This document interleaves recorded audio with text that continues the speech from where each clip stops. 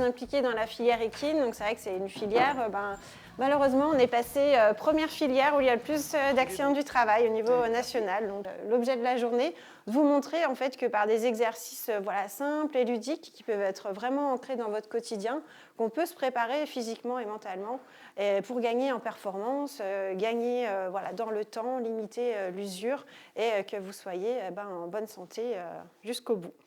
Donc être prêt physiquement et mentalement, ça prend vraiment au cours de cette journée.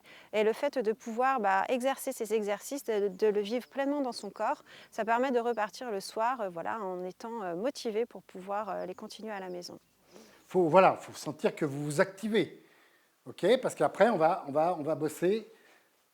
Hein, donc vous vous souvenez de cette chronologie, les épaules, le buste, le bassin, le dos, les adducteurs, les ischios, les chevilles. Voilà, je suis fort dans mon dos.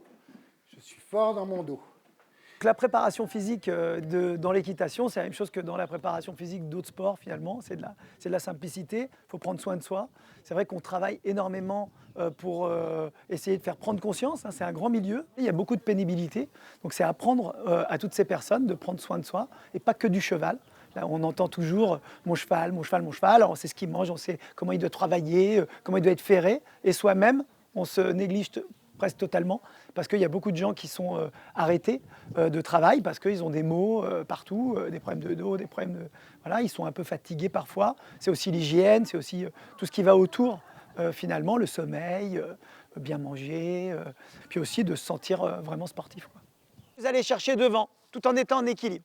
On revient dans sa selle, et on fait la même chose derrière. J'adore ces formations, en fin de compte, parce que les gens viennent avec beaucoup d'humilité. Parce que c'est difficile sans doute pour eux de venir ici, beaucoup plus que d'aller à une séquence de cheval, parce que c'est quelque chose qu'ils ne connaissent pas. Et puis la deuxième chose, c'est que la prise de conscience qu'ils ont au final de devoir faire quelque chose, c'est des petites choses, un petit peu chaque jour, et très régulièrement, longtemps.